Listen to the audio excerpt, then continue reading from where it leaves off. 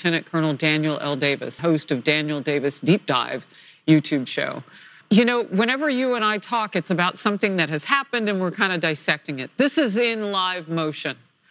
Dissect this type of war and what Israel will see and what Hamas can expect. It's maybe not as clear as it might appear because the task before the IDF right now is extremely difficult. So obviously, the attack itself on Saturday caught the entire intelligence and military infrastructure by surprise in Israel. But now then they're having to put together a very complicated offensive operation to go into a very densely populated city with very little time to prepare. And these kinds of operations rely hard on having good intelligence to be able to make your plan. Because if you go in too quick without a good plan, fully resourced and rehearsed with the people that are conducting it, you could suffer very high casualties, much higher, and maybe not even get your objectives attained in a reasonable amount of time.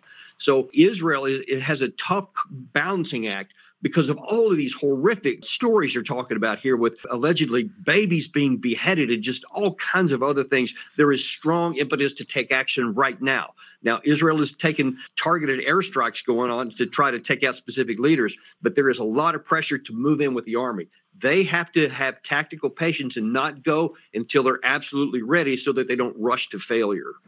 Colonel Davis, I'm sitting with Joey Jones, and you just said something that spoke to the very issue he was pointing out. Joey said so wisely moments ago that every fight he's ever gotten into, back when he was a young guy, the ones that he lost were because he was trying to end it rather than win it. And what you're saying is that the enemy in this is shrewd enough to leave who they're fighting incensed and crippled by emotion by what they're doing, which would make them fight before they're ready. Joey, I want to get your thoughts. The colonel understands exactly what this fight will be in Gaza, and I think that is, I don't know that it plays to Hamas's advantage, but it certainly plays to Israel's disadvantage. If you're going into a fight like this as with any type of conscience or morality, you understand the atrocity of collateral damage, but Hamas has created that problem, not Israel. And I think the colonel understands that. Yeah, they do. And you know, and it's important to point that out because, you know, the vast majority of these Palestinian people living there are just as innocent as anyone else in Israel. And, you know, Israel even doesn't want to have large numbers of those innocent people killed either.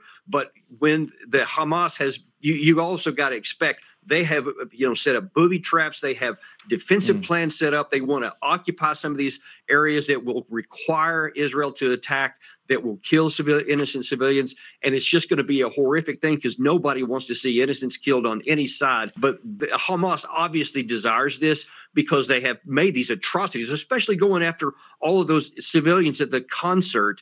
You know, they desire to cause this so that Israel will rush to failure. And I think that they have to be careful about that.